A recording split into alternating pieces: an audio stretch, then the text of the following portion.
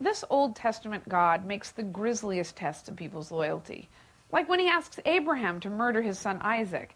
As a kid, we were taught to admire it. I caught my breath reading it.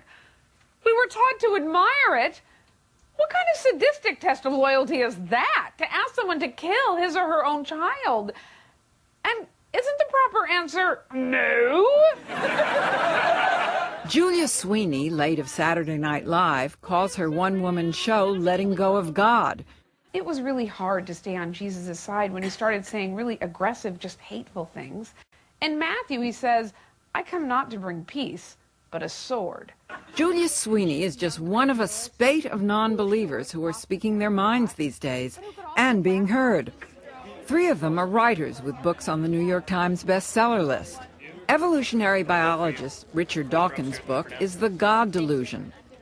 Dawkins, who insists there is no evidence for a creator or creation, is among the best known of the modern atheists, and surely the most strident. The God of the Old Testament is arguably the most unpleasant character in all fiction. A petty, unjust, unforgiving control freak, a vindictive, bloodthirsty ethnic cleanser, a misogynistic, homophobic, racist, malevolent bully.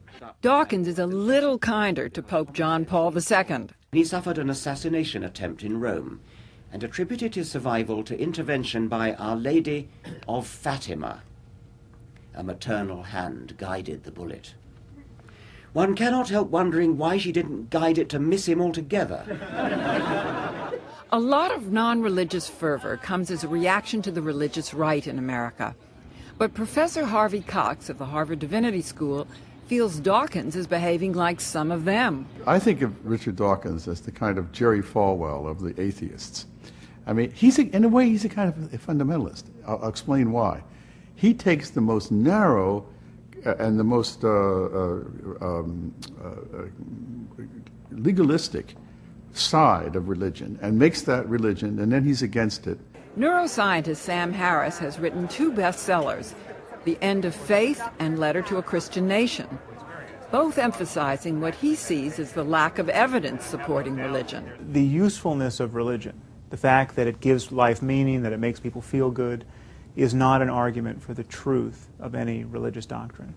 Faith really is the license that reasonable people give one another to keep believing when reasons fail. Nobel Prize winner Paul Boyer agrees. I find no evidence from the methods of science for the existence of God. And if there is no evidence for the existence of things, then I as a scientist conclude that it does not exist. But Professor Cox thinks that scientists often miss the point, that unlike the material world, God is unprovable. It's when they step over and scientists say there isn't any God because, look, we can't prove him. Well, the canons of proof are not applicable to that question, and it's just not something that can be proved or disproved. And what about morality?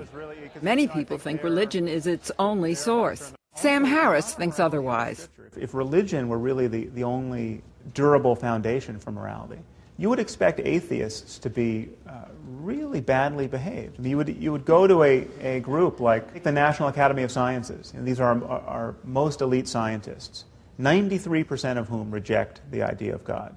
You would expect these guys to be raping and killing and lying and stealing with abandon. Probably the gentlest of the professional non-believers is Paul Kurtz, a leader in the secular humanist movement. Those secular humanists are defined not by what they're against. We're not naysayers, but what we're for. And we're for a humanistic world in which some of the basic human values and principles have an opportunity to be realized. Recently, Kurtz's group, the Center for Inquiry, opened an office in Washington to combat what they see as faith-driven public policy. They are particularly bothered by the federal ban on funding embryonic stem cell research and by the attacks on evolution.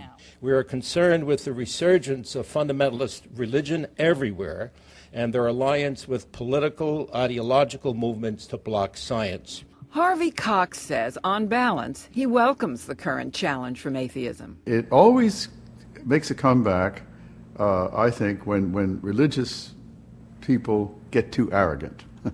When they begin to look as though or speak as though they know it all, when they begin to impose themselves in ways that are unwelcome to other people in the society, then atheism is a kind of for me, a welcome critique of this arrogance.